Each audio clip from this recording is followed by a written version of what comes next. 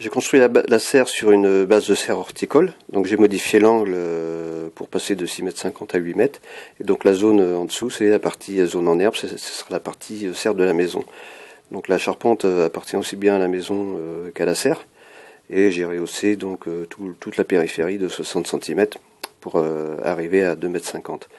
Donc l'ensemble de la serre donc, a été fait avec un peu de récup, hein, comme les portes, des vraies portes de serre.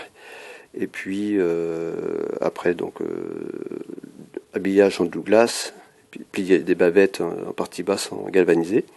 Et les montants, ce sont des ferratés de 30 par 30 qu'on trouve dans le commerce chez les marchands d'acier. Et il suffit de percer un petit trou, de glisser un petit rond en acier avec de chaque côté un petit tube en caoutchouc. Et donc ça plaque le verre sur les joints. Ce qui fait que si un jour il y en a un qui casse, c'est très facile à démonter. Donc voilà, ça c'est tout l'ensemble de la serre.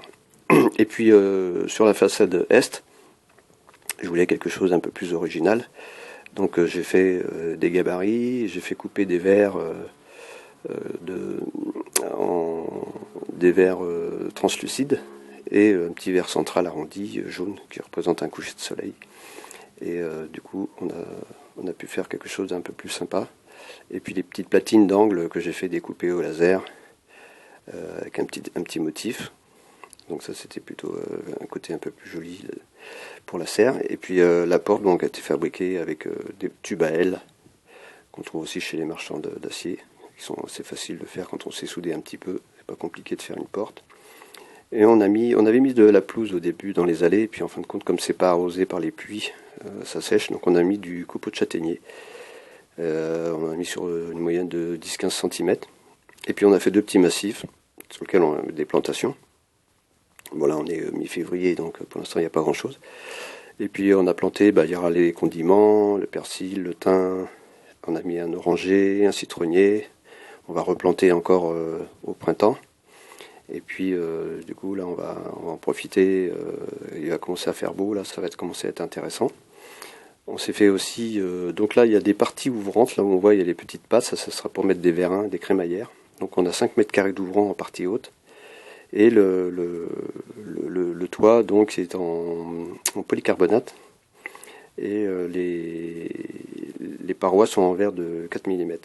Donc là on a une terrasse, petite terrasse en bois qui donne sur le salon et la chambre. Et on a une arrivée de puits canadien qu'on testera cet été parce que peut-être qu'il va faire chaud, mais bon ça c'est pas trop grave. On n'a pas eu froid l'hiver, on a gagné 2 à 3 degrés quand même sur la partie chauffage de la maison. Donc ça c'est plutôt pas mal. Il y a eu la neige là et comme c'était couvert, ça nous a donné un aperçu de ce que ça donnerait si on mettait des toiles d'ombrage. Et là on aura l'arrivée du puits canadien en dessous, hein, on a mis une petite terrasse sur plot béton. Donc ça c'est plutôt agréable parce qu'on a déjeuné pratiquement jusqu'à fin octobre dans la terrasse. Une atmosphère assez intéressante. C'est très très feutré, c'est vraiment très agréable. Alors voilà, bon les gens qui disent oui mais vous allez avoir chaud cet été, bon on aura peut-être chaud cet été mais on n'a pas eu froid cet hiver et pour nous c'est le principal. Donc sur la partie 3 on a donc les ouvrants, là les gouttières, hein, j'ai profité des supports de gouttières pour les mettre sur les bouts des porteurs alu. Les joints seront recoupés parce qu'avec l'été on risque de se raccourcir un petit peu comme ça a été fait au mois d'octobre, donc on va attendre un petit peu. Et puis en haut donc il y a un raccordement avec une bavette caoutchouc tout le long qui fait la jonction entre les bacs acier et les plexis de la partie serre. Je mettrai un petit lien sur la fabrication des ardoises pour mettre des ardoises sur des bacs acier.